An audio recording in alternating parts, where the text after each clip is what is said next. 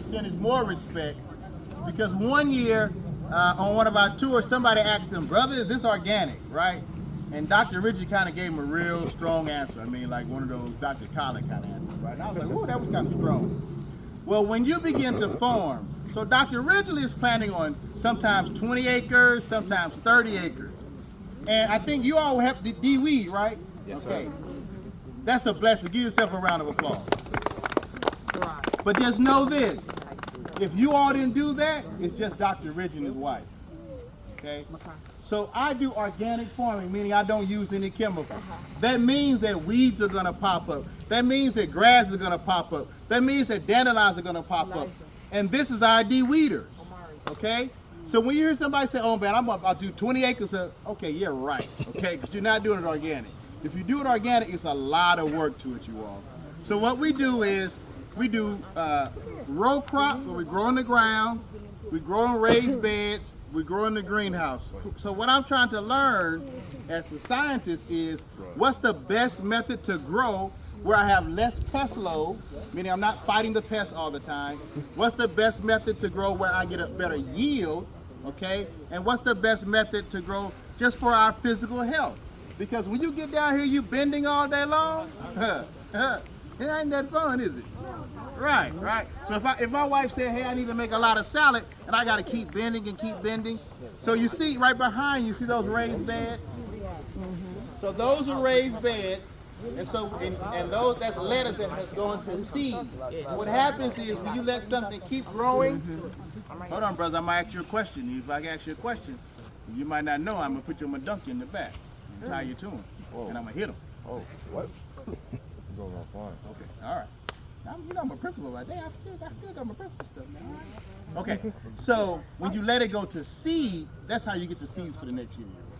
Okay, lettuce is a real, very, very, very small seed. But if you let it go to seed, then if you let those seeds fall down, that lettuce will grow back. So you have annual and perennial. What's annual and perennial? Come on, y'all been studying for me.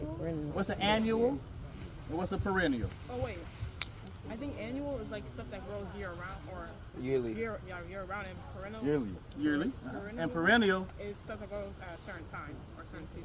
every year. Okay? So it comes back every year. So some things you have, sometimes your flowers that you plant, oh, it looks good, and then it's gone. You gotta dig them up and plant again. All right? But perennial means it's gonna grow every year. All right? So I'm going to, what's your name?